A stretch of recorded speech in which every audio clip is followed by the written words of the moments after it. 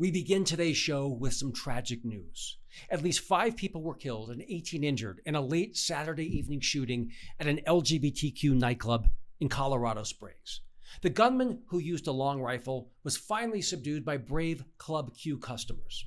The suspect has been identified as Anderson Lee Aldrich, 22 years old. The Associated Press reports that a man with the same name was arrested in 2021 after his mother said he threatened her with a, quote, homemade bomb, multiple weapons, and ammunition. Club Q said it was devastated by the senseless attack on our community. The mass shooting in Colorado Springs is reminiscent of the horrific 2016 massacre at Pulse, a gay nightclub in Orlando, Florida, where a gunman killed 49 people and wounded 53 after proclaiming allegiance to the Islamic State terrorist group. Police and FBI agents are investigating whether the shooting was a hate crime. It almost certainly was. But let's gather all the facts before we come to definitive conclusions. We do know that Club Q was preparing for a drag brunch to celebrate Transgender Day of Remembrance on Sunday. MAGA Republicans have made sport of going after transgender Americans.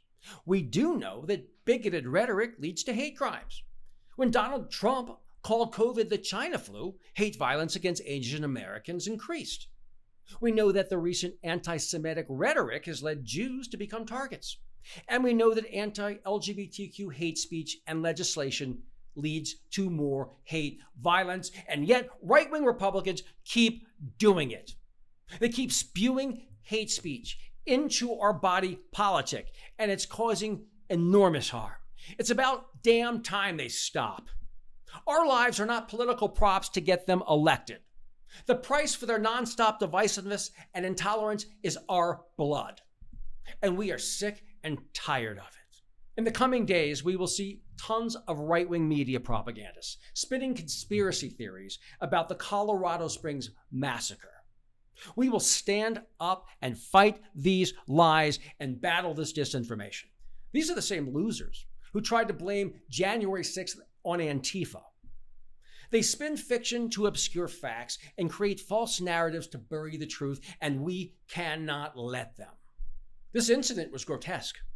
It was beyond depressing, but no one can say it was shocking or unexpected. It's part of America. It's who we are. It's what we do. This was the 6th mass killing this month, and by the time I finish this sentence, who knows, we might be on the 7th. There have been more than 600 mass shootings this year. But the NRA and Republicans will tell you that a society armed to the teeth actually saves lives. I guess evidence doesn't matter to these folks. Okay, if you want to believe it, believe it. How many dead bodies are we going to see? How many rivers of tears are we going to experience before we reconsider what we are doing in this country with guns? The right wing's interpretation of the Second Amendment is an experiment that has failed. Far from protecting us, the 400 million guns floating around the United States today are killing us. We have created the condition where a psychopath, a hateful bigot, a disgruntled worker, a jilted lover, anyone can seek revenge on a massive scale. They can get weapons of war. Or maybe you just look at someone the wrong way on the freeway and he decides that you no longer deserve to live. That's America in 2022. I've had enough of it. I wish more people felt like I did in this country. Let's also not forget the enormous loss of life due to people taking their own lives with firearms. Insanity is doing the same thing over and over again and expecting a different result. On the gun issue, our nation has gone completely nuts. So we will see more of these heartbreaking tragedies every single week. They become part of the fabric of our society. Aren't you tired of it? Aren't you sick of it? I am. Let's do something about it. We must reform the gun laws of this country. It's been a big week in news and politics. After 16 years, House Speaker Nancy Pelosi has stepped down from her leadership role. She will go down in history as perhaps the greatest House Speaker ever. She broke a major barrier, becoming the first woman to lead Congress. Pelosi shepherded through Obamacare, which she cites as her proudest legislative accomplishment. She led the House in passing last year's bipartisan infrastructure package and the Inflation Reduction Act, The latter program reduced healthcare costs and addressed climate change. But she will most be remembered, in my opinion, for outwitting and outfoxing Donald Trump at every turn. She provided a sense of comfort and stability in a trying time where democracy was under siege, and no one can forget her defiantly working the phones on January 6th as barbarous traitors stormed the United States Capitol. She fought the extremism, but also paid a price as a MAGA-inspired madman broke into her San Francisco home to kidnap and assassinate her. Instead, the MAGA nut found her husband, Paul, and hit him in the head with a hammer. Nancy Pelosi is one of a kind, brave, bold, and a true leader. America owes her a great deal of gratitude for her patriotic leadership. Meanwhile, Donald Trump, the ultimate traitor, announced he's running for president in a droning speech. Forget Make America Great Again. His speech could have been called Make America Sleep Again. The Justice Department named a special counsel to investigate Trump on his multiple scandals this week. Let's hope this doesn't slow down the investigations. It's time Donald Trump finally pays the price for his corruption and lies. And tragically, the underperforming, underwhelming Republicans won, barely, the House of Representatives. The superb Nancy Pelosi may be replaced by the supine Representative Kevin McCarthy, a spineless and feckless sycophant without a moral core. It's a sad day for the People's House. Now, if you recall, Republicans campaigned on fighting crime, reducing inflation, and lowering gas prices. Now that the elections are over, however, Republicans revealed their actual agenda. Republican Congressman James Comer said that, quote, Kevin McCarthy said the first legislation we're going to vote on is to repeal the 87,000 new IRS agents. I guess when Republicans said they were addressing crime, they meant allowing wealthy tax cheats to get away with ripping off the country. Yeah, I guess they really are working for the people. Georgia Representative Marjorie Taylor Greene announced plans to force a vote on ending funds for Ukraine. She said, is Ukraine now the 51st state? Representative Matt Gaetz concurred with Greene, saying, I will not vote for $1 more to Ukraine. This is at a time that Ukraine is winning. They are the forefront of fighting for democracy. Have you ever noticed how the Republicans working hardest to destabilize America are the ones doing Putin's bidding and helping advance Russia's interests? Makes you wonder, doesn't it? Republicans plan to create gridlock and launch myriad investigations. Instead of solutions, they offer circus acts and sideshows. They seem to forget they were elected to improve our lives, not set up show trials to exact vengeance on their political rivals. The silver lining to this fiasco is that Americans will vividly see the Republican freak show and understand that it offers nothing to help their family. Republicans certainly have their priorities in order, don't they? What Republicans campaigned on and what they are doing with their power are diametrically opposed. When will GOP voters finally realize they are being swindled? We now turn to our new segment, Wayne's World. Wait, my producer just told me that the name has already been taken. Bastards. Anyway, we'll have a new name for the segment next week. For now, it's Weekly Roundup. It's been a great week for the LGBTQ community. First, the Respect for Marriage Act was advanced in the Senate with the help of 12 Republicans. And now, the gay sex app Grindr has gone public on Wall Street. You know you've been widely accepted when gay sex is now a commodity. From rough trade to stock trades in 50 years. Not bad. Impressive. And Republicans, they love it. It combines their two favorite activities, corporate capitalism and secret gay sex. Let's hope the stock market is up, lest they blame the gays. I think Grindr is on the Dow Jones, or maybe it's the NASDAQ. Anyway, congratulations, Grindr. We're pulling for you. Good luck. Oh, wait. I think I've got a date.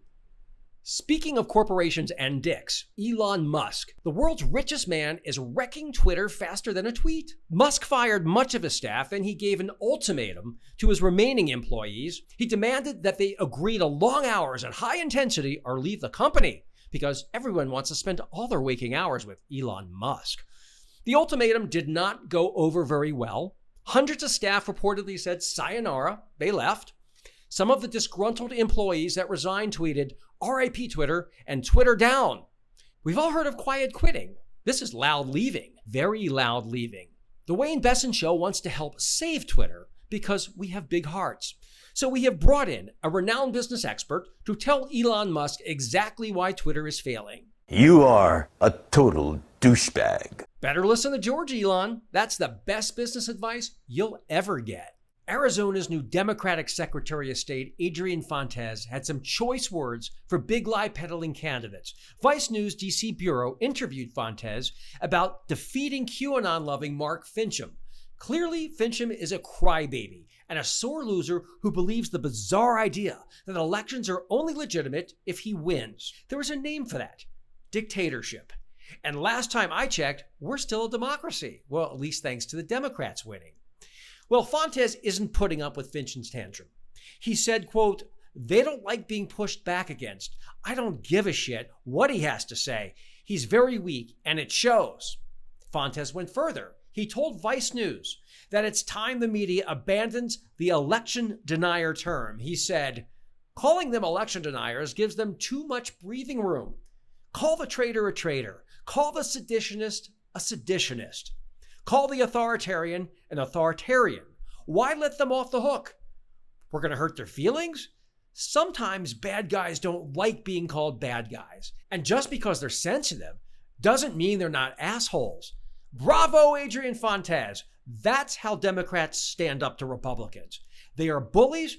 They are cowards. They expect us to back down every time they have a meltdown. We should no longer put up with it. Adrian Fontes is standing up for democracy. He is paving the way and showing us that traitors deserve no respect because they're traitors. In March 2020, Baltimore's Basilica of the Assumption, America's first Catholic cathedral, called drag queen story time at the Epic Pratt Free Library evil, saying people, quote, "do not need to expose kids to such things." In the past election cycle, Republicans have repeated that warning. They have implored us to beware of perverted men in dresses that were grooming children for sex. It turns out they were right. But the problem wasn't the drag queens they were gratuitously attacking. A new report from the Maryland Attorney General's office found that Catholic priests and other church staff in the Archdiocese of Baltimore sexually abused and tortured more than 600 people over the past 80 years. And the church helped cover most of it up. The Baltimore Sun reports that, quote, "boys and girls were abused with ages ranging from preschoolers to young adults." The AG report says that this is just the tip of the iceberg. It found there were almost certainly hundreds more victims of rampant sexual abuse within the Archdiocese. So let's help Republicans and do a little math. Child molestation cases at the Baltimore Archdiocese, 600. Baltimore drag queens, 0. If you want your child to be safe, take them to drag queen story time. If you want to introduce them to groomers, take them to the Catholic Church. In all seriousness, I don't ever want to hear again conservatives and the church falsely accuse LGBTQ people of grooming. Abusing children is not our problem. It's yours. Your ranks are filled with creeps and pervs and protected by depraved sycophants who enable them. They care more about protecting the church's reputation than safeguarding children. I can't think of anything more immoral and, dare I say, evil than that. As for Baltimore's Basilica of the Assumption, maybe next time make the assumption that sexual abuse might be happening under your nose and under your roof, not at the drag show across the street. In the run-up to the midterm elections, Florida Governor Ron DeSantis passed a flurry of culture war, base-pleasing legislation. The crown jewel was the odious Stop Woke Act. The law demanded that Florida schools lie to students about the state's history of racism. DeSantis was concerned that the truth was making conservatives feel bad. They are Florida's only snowflakes. MSNBC reports the governor's campaign to ban critical race theory was so wide-reaching that the GOP governor even tried to regulate private businesses' training sessions with their own private sector employees. You know, because Republicans are pro-business and stand for small government. Politico reports that a federal judge this week halted the Stop Woke Act, blocking state officials from enforcing what he called a, quote, positively dystopian policy, restricting how lessons on race and gender can be taught in colleges and universities. After DeSantis won re-election, he said, Florida is where woke goes to die. Well, Ron, the courts are where your programs go to die. They're backward, small-minded, and most important, unconstitutional. The ruling will likely be appealed by the state, but that pesky First Amendment, it's every would-be dictator's worst nightmare. Speaking of Florida, we have a very special guest. She has valiantly fought against the DeSantis regime to safeguard our rights and freedoms. Joining us now is Nadine Smith, Executive Director of Equality Florida, which advocates for LGBTQ rights. She was named one of Time Magazine's most 100 influential people of 2022, which is quite an honor considering there are 7.8 billion people on Earth. Nadine, what was it like being honored by Time Magazine in the company of world leaders? You know, it was an amazing experience to be able to go to the gala and spend time, obviously with celebrities. I won't pretend it's not nice to hang out with celebrities, but really for me, the little Star Trek nerd in me was more excited by being around, NASA engineers and scientists who were working on breakthroughs in COVID vaccines, and some of the people whose faces might not be as recognizable, but are making a huge difference. Florida was one of the spots in this country that Republicans did well in. What do you think accounted for DeSantis' success in this election? Well, it has to be said that DeSantis was the other Floridian included on that Time 100 list. And from the very beginning, people were asking, are you concerned about DeSantis being there? Are you going to sit at the same table?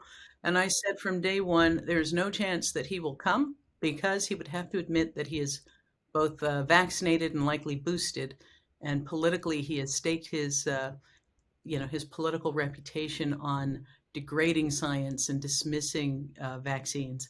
So I had no fear of that. Which is really pathetic. And also I read that he has terrible table manners. So you really got lucky that he wasn't there. He eats like with his hands, like an animal. I will. I'll take your word for that. Bad manners, certainly. We've watched him bully students who were wearing masks at a press conference into taking them off. Let's actually take a look at that clip. You do not have to wear those masks. I mean, please take them off. Honestly, it's not doing anything, and we got to stop with this COVID theater. So if you want to wear it, fine, but this is ridiculous. I mean, I think that's going to hurt him in a presidential race. The way he does it and humiliates these kids with all his power, you could tell that they were terrified of him. I don't think this is going to play well. Well, we're going to find out, because I have said to people over and over again, and I think it bears out in this election, that what is happening in Florida is the perfect storm of nearly 3 decades of Republican control, gerrymandering, all of the things.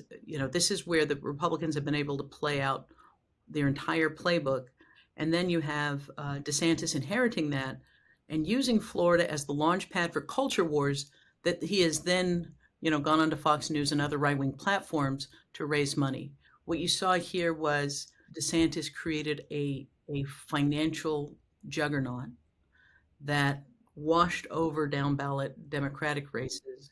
But the fact that the influence of the DeSantis messaging and wedge issues, both racist and anti-LGBTQ, were largely contained. In fact, in the places where they tried to export the same sort of anti-LGBT talking points, like in Michigan, where I think they spent $50 million on anti-trans ads, that all blew up in their face. So I think people are beginning to see from this election, one, that it is hard to overcome such a overwhelming financial deficit that DeSantis was able to build, but that the messages driving it were not resonating across the country. And I think that if you're Donald Trump, you're taking a hit on the one hand because you and DeSantis endorsed the same candidates that failed. But on the other hand, you're seeing that DeSantis is not as strong a candidate as the media has been portraying him as. Yeah, I think he's overrated. I think he's got a really bad personality that comes out. He looks nasty, petulant, and he doesn't interact well with people like normal politicians do. I think he could be the next Rick Perry, someone who is highly touted, then goes down in flames very quickly, especially with Trump, who is going to attack him every single day from Mar-a-Lago. And you have a difficult state, I'd say. You've got DeSantis in Tallahassee, you've got Trump in Mar-a-Lago down south. You have your work cut out for you, for sure. And do you think DeSantis learned from the messaging that didn't work across the country, or is he so power drunk in Florida right now that you are going to have to contend with DeSantis doubling down on these culture wars and dividing Florida even further? It's hard to tell. I don't know that he'll learn the lesson that played out. I think you're hearing from a number of people who were Trump loyalists who were saying, the party is dead and a new party has to be reborn. But I've said to people, you don't have to assume that you were on the same course, because you don't have Trump and DeSantis vying for the same base in your state. But, you saw Trump come out with Ron DeSanctimonious, right? His new pet name for the governor, and a clear shot across the bow. A lot of this is played out in very subterranean ways, but now the fighting is fully in public. And the interesting thing, despite the fact that DeSantis has literally parroted the Trump style, body language, mean-spiritedness, divisiveness, but you see he didn't take a swing back at Trump. And so I think that part of the question is this DeSantis's little Marco moment? Is this the place where the pale imitation is standing next to the ugly reality and doesn't fare very well? But I also think, in terms of the mood of the country, part of what came out of this last election is that people are tired of this sort of season of meanness, this constant disparagement. And I think people across the country, were delivering a message that, not just about Roe, although certainly, but that this vilifying of everyone that's different, this relentless messages of hatred were being rejected, and perhaps more so by the emerging generation. This is the Gen Z. This is the Gen Z election where they flexed at the ballot box. And I think that smart politicians are going to pay attention to the fact that they're not buying what Trump and DeSantis are selling. Yeah, I think people want solutions, and they're tired of this constant instability and bickering. And I think that the elections kind of spoke to that. People want to move forward and not get stuck in place. And that's what DeSantis offers. That's what Donald Trump offers, more of the same with his endless grievances.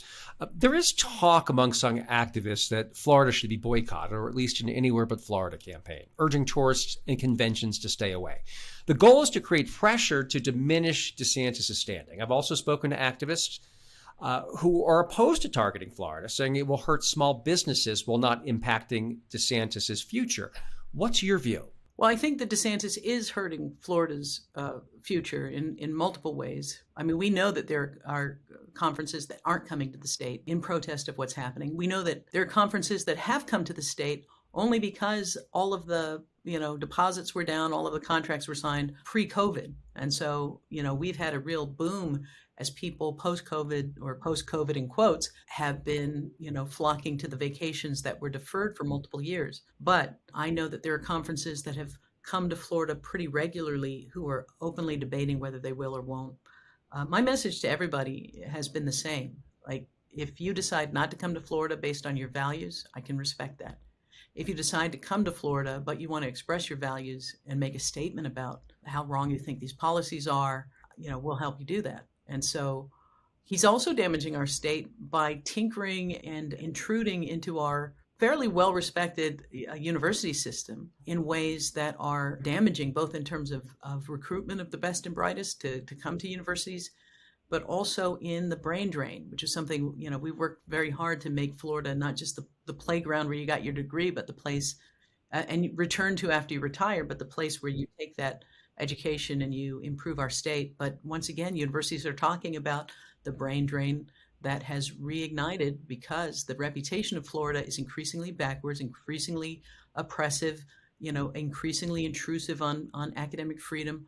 All of these things are doing harm to our economy. And we're talking about the governor interceding and telling professors you cannot testify on climate change. I can't think of anything that screams academic tyranny, not freedom, than a governor telling professors what they can and cannot say and who they can talk to. That's going to have a long-term effect on the. And I went to University of Florida, and he's directly attacking my university, and as far as I'm concerned, degrading my degree that I have hanging on my wall. I don't want my degree to be associated with this governor who was attacking academic freedom. And the other thing is, what I don't understand about his strategy is, people come to Florida a lot for fun. they come to a place like South Beach. Let's be honest. I mean, there's a lot of sex and drugs and partying and fun, and there's a lot of crazy stuff. And there's a lot of people. I mean, there's a lot of, Florida's a big state, and there's also a lot of sleepy beaches. But my point is that people come to Florida because it's not Alabama and Mississippi. They have nice beaches too, but they're not international destinations. They don't have people coming from all over the world.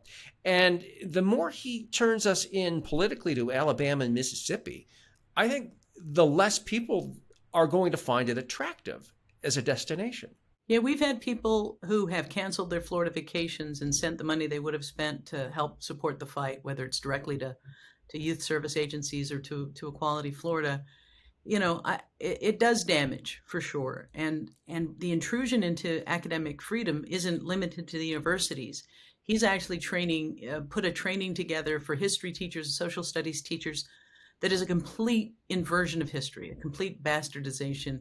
You know, he wants them to teach that George Washington and Thomas Jefferson were actually heroes of the abolitionist movement. You know, nothing could be further from the truth. He's also, in addition to the anti-LGBT bills that he has championed, he's also passed one called the Stop Woke Act, which is all about going into private companies and saying, you don't get to train your diverse workforce to create a welcoming place for diversity, equity, and inclusion. I'm going to regulate how you can train your staff. And so that's already been in court. And I think a judge has immediately said that he doesn't have those powers. But the fact that he's willing to wield governmental power and to be so petty, whether it's going after Disney with Reedy Creek or going after the Tampa Bay Rays when they put out a message opposing gun violence and saying it's time for us to take it seriously. He took funding that was slated, I think, for stadium improvement off the table. So the pettiness of this governor, the thin-skinned reaction that he has if he's questioned, is beginning to define our state as well. Yeah, and I read a really great profile. I believe it was in the New Yorker. He went and they talked to some old college baseball players. I think it was Yale that he went to. And they said he was the biggest dick they have ever met. And this is a direct quote. And they also said that he was the most selfish, as well as someone who reveled in cruelty. He liked hurting others. It was something he enjoyed. And I think that's going to catch up to him. And of course, one of the groups that he is bullying is LGBTQ students and teachers. Talk about the Don't Say Gay law and what the real impact has been on teachers and students. What is so dangerous about that bill is that it is written very specifically to be vague and to essentially be about stigmatizing. You know, it is about creating a fear of teachers standing up for their LGBTQ kids. It is intended to have a chilling effect, and we've already seen it. Teachers being told you can't have your partner's picture, your spouse's picture on your desk. Teachers being told to scrape the rainbow safe stickers off of the doors of their classrooms. It is vague on purpose, and it is intended to make people reluctant to create the safety for LGBTQ kids. And so we are, doubling down on our work in our schools, and we're challenging teachers to continue to stand up for their students. And, you're not going into the teaching profession for glamour and high pay, but it is a career, and people's careers are being threatened. And I'm proud of the fact that so many of them are saying, we are going to keep showing up for these kids. We're going to continue to make schools safe, and we're going to make them take us to court. DeSantis has also gone after transgender Floridians, particularly gender-affirming care for transgender youth. Some parents are even thinking of leaving the state. Tell us about these efforts and what they mean for families with transgender children in Florida. I think part of what tells the story is that the U.S. military has said to service members stationed in Florida, if the passage of these policies makes your family unsafe, that they have the opportunity to be redeployed elsewhere. That's how serious it is. And I think there are a lot of parents who never thought they would have to become political activists because their kids are trans or LGBT. But I'm seeing parents step up in a whole new way. And I think that the governor has miscalculated on three fronts. One is there's no quitting us. We're not backing down. We're gonna challenge him at every step. Parents are standing up to fight for their kids, and and the voices of parents are being increasing and amplifying. But I think his biggest miscalculation was students themselves. because these are students who know what it is to be in a school that affirms you, where books on the shelves reflect your life and your family, and they know what it is to have those taken away. And so, students organized themselves into days of action, massive walkouts, got themselves to Tallahassee. When they reach out to us, it's not for permission. They're saying, this is what we're doing, and here's how you can help. And so, I think that we saw that leadership show up at the polls in powerful ways. Maxwell Frost is the first Gen Z Congress member, and he'll be representing Florida. And so I think that they have bet all of their chips on a very narrow idea of America that is fading, and we have bet our fortunes on the America that is emerging, that is diverse, that is multiracial, multicultural, and respects and protects all students, all families. And Equality Florida ran some very powerful ads. Let's take a look at those now. All right, Chelsea, you're up.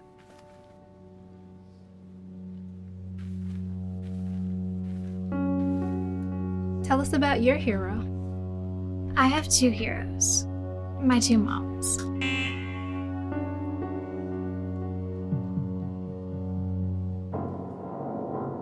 It's okay. You should be proud. Go ahead. Mrs. Thompson, please report to the front office. On the playground, in the community, in the office, nobody likes a bully. But that's exactly who Ron DeSantis is. Bullying our kids, bullying the LGBTQ community, and bullying Floridians seeking abortion care. We've seen bullies like Ron before. We're not afraid, and we're fighting back. Ron DeSantis has also gone after drag queens. I think the right looks ridiculous. They're saying that they're sexualizing kids. Well, the rest of the country is laughing at drag shows. They're lusting. Very bizarre, I would say. I also think that maybe this can be addressed by talking about how they're taking away freedom, actually telling people what they can and cannot wear, and telling parents where they can take their children. I mean, that seems like big government on steroids, intruding on the decisions of families. What's the best way to engage this fight from your perspective? Well, again, I think if we look around the country where they try to export this sort of panic, fear-mongering, voters saw right through it, rejected it. The fact that DeSantis has weaponized the agency that regulates liquor licenses to go after places that have drag shows. They're not aiming that at Hooters or any of these other establishments where you might actually have a reason to be concerned about your child being in those businesses. I think people are seeing through that. And I think the thing that we really have to do is counter their messages. They're counting on the fact that people don't have a lot of experience encountering trans kids or trans people or see them through a very narrow lens. So our job is to tell the real stories, as it always has been, whether it's coming out, whether telling love stories in the fight for marriage. Trans folks exist, have always existed. They're part of our communities, our friends, our families, our workplace. And we're going to amplify their voices and take away the ignorance that leads to fear that allows these politicians to weaponize that. The really good news is when you look at polling, support for the trans community continues to grow. It is this mean-spirited weaponizing for political gain and to raise fundraising dollars that keeps it churning, not the fact that it's effective in dramatically shifting where the American public is. On 3 occasions, Ron DeSantis has refused to condemn Nazis, actual Nazis in Nazi uniforms, waving Hitler flags. This is someone who pretends to be outspoken and strong. He looks pretty weak here. I mean, you would think that condemning Nazis wouldn't be controversial, yet he seems unable to do so. Is he more extreme than the mainstream media is portraying him right now? Because they're portraying him as like Trump, but more mainstream. And I don't think his record says that. I think it says this guy is scary. No, I think he is much more extreme. To be called a smarter, more moderate Trump, I don't think is accurate. I think he's dangerous precisely because I don't think he has a true north, a moral center that drives him. I think he looks at what the prevailing political wind is, and suddenly that's his issue. He's quicker to condemn drag shows than he is Nazis organizing in our state. That tells you just about everything you need to know. These were not issues that he has taken on that have been problems in Florida, whether it's going after diversity, equity, and inclusion training or social emotional learning in schools or any of these issues. They are all driven by right-wing think tanks telling him what he has to do to secure the MAGA base and usurp Trump. And that is his only North Star. Do you think Florida's a red state now, or is it just a state that's been underinvested in by the Democratic Party of recent years and can be reversed into, a purple state or a blue state again? I don't think that Florida's a red state. I think it's a purple state that can break blue or red depending on the prevailing winds. It's always been an important part of the presidential math. And I think abandoning it at the national level in terms of funding and resource is a very bad idea. And I think that there are plenty of places that we see reasons to deepen that investment. I mentioned Maxwell Frost's election, but we also have so many, blue urban areas that are the economic engine for our state. This is a consequence of nearly 30 years of Republicans controlling every level of government, gerrymandering, voter suppression, and DeSantis raising hundreds of millions of dollars outside of Florida and using it to drown Democrats down ballot. Oh, you mentioned voter suppression, and Anna Navarro from CNN, a Republican, or maybe she's a former Republican now, described DeSantis' voter suppression efforts as an election police. What impact did voter suppression have on voting in the midterms? Absolutely, it's a voter suppression technique, and the voters of Florida went to the ballot years ago and said, we think once you paid your debt to society, you should be able to vote. We want to get rid of this thing that is a holdover from, the post-slavery era intended to stop Black people from voting. And the legislature, the Republican-controlled legislature, has done everything to dismantle it, and yet still returning citizens have been allowed to vote. So this latest strategy to publicly humiliate people who voted, who were told by the state that they were permitted to vote, is intended to say no matter what you were told, no matter what the voters said, no matter what your attorney or even somebody at the state tells you, you risk going to jail if you actually cast your ballot. So yes, it is doing what it's intended to do, intimidate people, mostly poor, mostly Black and brown people, from voting. Yeah, and one of the things that conservatives keep pushing is they want same-day voting. Here's my take on that. They want to eliminate many of the precincts, especially in African-American neighborhoods, and create huge lines. That's what their interest is, to me, on same-day voting. Without everybody there jamming into the polls on the same day, it's much more difficult for them to create these Disney World-like lines and have people go, I got to get back to work. I can't stay for 3, 4, 5 hours to vote. So I think the voter suppression is a big problem. And I don't think people should be fooled when Republicans say voting on voting day only, because that's what I think their plan is. There's some reason to be positive. And Walter Mondale won only a single county in Florida, Gadsden. Michael Dukakis, only one county, the same one. George McGovern won 0 Florida counties. Hubert Humphrey, 3 counties. But things turned around, and I think they will turn around again. So with Florida turning red in the midterms, where do we go from here, and how do we change the direction of the state? Well, I think that our messaging has begun to shape how people see DeSantis, warts and all. I mean, the piece of legislation most associated with his name nationally and internationally, I would argue, is his attacks on the LGBT community. He's not going to be able to do what Trump did, wrap a rainbow flag around his shoulders at a debate and make all of his anti-LGBT stances disappear. I think that when you look at numbers that say 76% of Americans still support marriage equality, we are on the brink of the Respect for Marriage Act being voted on, with a growing coalition of religious voices, including ones who have not always been champions on marriage equality. I think that, having a very clear anti-LGBT record, the erasure of racial history from public schools in Florida, I think all those things are going to come back to bite DeSantis. And under a microscope, having to debate in real time are not his strengths. He's thin-skinned. He's whiny, and he's going to have a hard time imitating Trump while occupying the same stage as him. Yeah, I call him Little Dick Ron, as in little dictator, is what I mean. He's like a little dictator.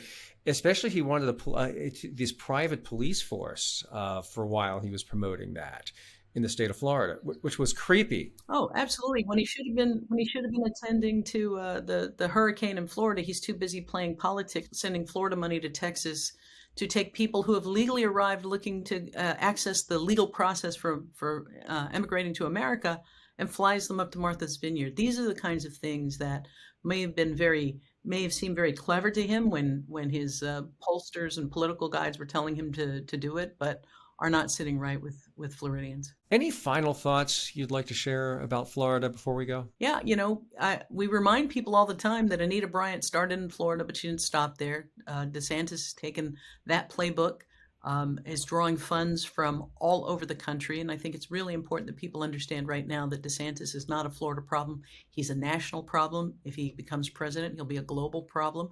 And that every single state has a vested interest in joining us in stopping his political career. And the good news is there's a appetite for that. People recognize the danger of DeSantis, especially in positioning himself as a more moderate Trump. He is not a more moderate Trump. He just doesn't have some of the legal baggage that Trump is carrying. But here in Florida, we have a very strong sense that we've got to stop either of these two dangerous people who are anti-democracy, anti-LGBT, who I won't even say dog whistle racism. They've embraced it.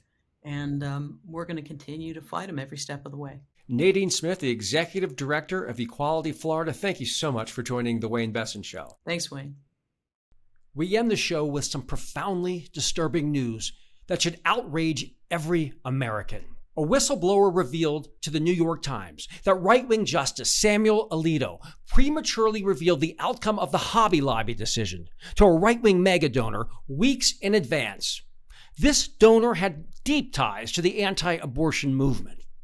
In the controversial Hobby Lobby case, the court ruled 5-4 that requiring family-owned corporations to pay for insurance covering contraception violated their religious liberties. The New York Times reports that the decision would have major implications for birth control access, President Barack Obama's new health care law, Obamacare, and corporations' ability to claim religious rights. How did this happen? How did this leak occur? On June 3, 2014, Ohio conservative megadonors Gail and Donald Wright dined privately with Justice Alito and his wife Martha Ann. The following day, Gail Wright contacted anti-abortion activist Reverend Rob Schenck, who led the nonprofit Faith in Action. In an email obtained by the Times, she wrote, "Rob, if you want some interesting news, please call. No emails." Why wouldn't she want this on email unless she was hiding something? According to Schenck, who now disavows his former right-wing views on abortion, Gail Wright told him that Hobby Lobby would win its case and that Justice Alito had written the majority opinion. Additionally, the Wright family obtained prime seats at the Supreme Court to watch the Hobby Lobby decision in person. Wright wrote, "We were invited to use seats from Nino and Sam." Of course, those are the nicknames of Antonin Scalia and Samuel Alito. Wow, that's all I can say. Schenck explains why he is coming forward now. He said, quote, "What we did was wrong. You can position yourself in a special category with regard to the justices. You can gain access, have conversations, share prayers." In fact, Schenck's organization crafted a cunning scheme in 2000 to procure influence with conservative Supreme Court justices. He would recruit wealthy, high society conservative donors to cozy up to tainted justices like Alito, Scalia, and Clarence Thomas. He dubbed his team the Ministry of Emboldenment, and the dubious project was called Operation Higher Court. With such unscrupulous judges clinging to right-wing agendas, the effort was much easier than Schenck expected. The Times reports, quote, "Schenck gained access through faith, through favors traded with gatekeepers, and through wealthy donors to his organization. He called those working with him stealth missionaries."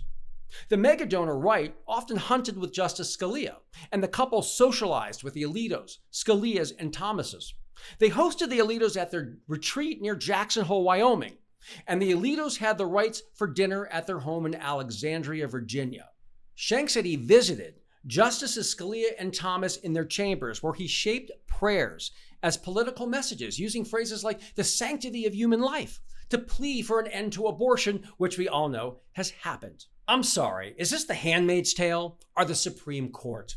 In addition to speaking with the New York Times, Schenck sent a letter to Chief Justice John Roberts regarding his being tipped off on the 2014 Hobby Lobby decision. So far, Roberts has failed to respond. And this is odd, considering that John Roberts is currently investigating the early leak of the draft decision to overturn Roe v. Wade. Both opinions were written by Justice Samuel Alito. Although caught in what appears to be a bald-faced lie, Alito says he played no role in either leak, while the preponderance of evidence says otherwise. It seems that Alito's egotistical desire to be a conservative folk hero and movement leader has created a situation where his loose lips could sink the Supreme Court ship, or at a bare minimum, at least further erode trust in the Supreme Court. This latest scandal comes on the heels of Justice Clarence Thomas refusing to recuse himself from January 6th related cases, even as his treason wife Ginny peddled the big lie conspiracy and labored intensely to overthrow our democracy. If you think about it, the United States appears to have two different Supreme Courts operating under the same roof. One has sworn fealty to a radical movement and the Bible, while the other has pledged allegiance to the United States of America and the U.S. Constitution. At this point, expanding the court must be an option, and we also must create new ethics laws to ensure Supreme Court members act with integrity. Obviously, the current crop of conservatives is simply too corrupt, too unethical, and too consumed by conflicts of interest to continue holding the reins of such power. They have soiled the Supreme Court's role as a fair arbiter of justice. The only solution to this ongoing catastrophe is for the implicated justices to step down. But we all know they lack the morality and professionalism to put their country before their political party, their movement, and their religious agendas. Thank you for joining us today on The Wayne Besen Show. I hope you enjoyed it. Subscribe to our YouTube channel. Also, we're available for podcasting on all major platforms, including Apple, Anchor, and Spotify. Until we meet again, see you next time.